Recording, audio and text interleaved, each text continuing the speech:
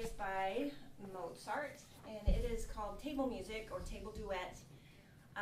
It's a very interesting composition because we read it from opposite sides of the table, and somehow it works.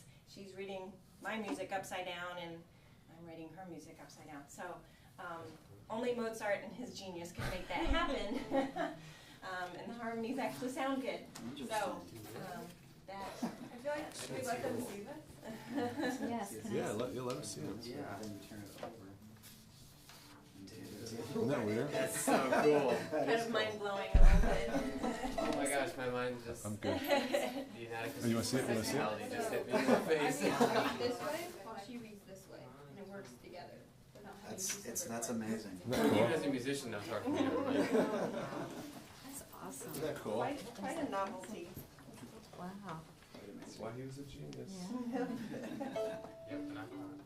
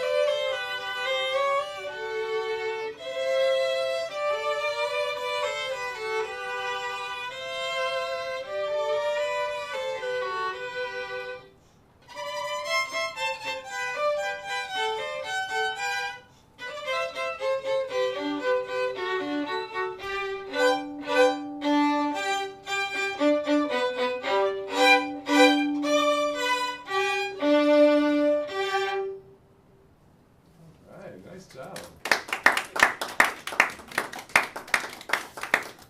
So, how do you guys think about dynamics with this piece? Because I don't really see a lot of dynamics written in, so how do you just have to kind of feel it? Or? Did you have anything to say, or you want me to answer? You can answer. Well, a lot of it, because of the relatively simplisticness of it, because it has to be able to fit together upside and down. It's a lot of times it's just hearing who has the upper note. And okay, so you're on top right now, so obviously you need to be come out more. Okay. There's also the parts that are more lyrical in nature, more slurs and half notes and things like that. We tended to try to bring down a notch. But yeah, there's nothing given for you, so it was more just musically what we wanted to sort of add in and to bring it to life, I guess. Do you have anything to add to that? No, I think just like she said, just trying to see who has like the top part, making sure they come out. Students, do you guys have any observations or questions for them?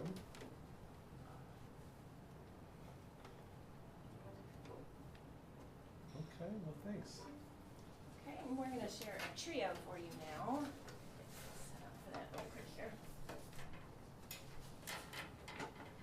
guess that piece would be tough if one of the performers was like way taller than the other person, and you had the table, and it's like you had to bend over, and one person was like, I can't see the music. So if Wally and Property. Exactly, Right. yes, yes.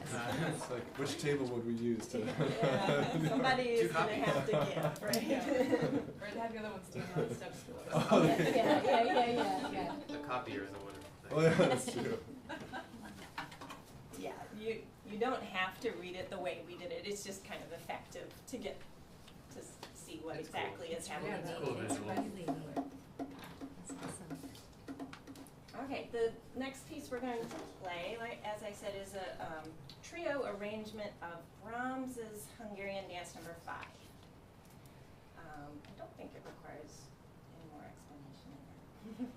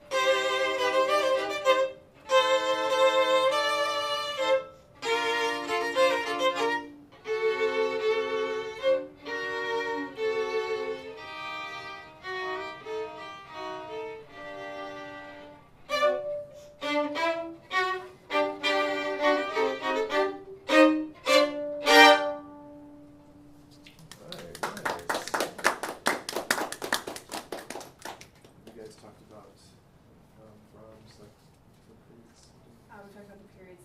We haven't talked about Brahms. Okay. Okay. And so I know the song. Yeah, it's a pretty Yeah. familiar piece. The challenge we found with this was just mostly ensemble, just playing with all the changes of tempo, back and forth, and they had to really get good at following and making sure that our entrances landed together and all the retards were timed. Mostly a lot of watching.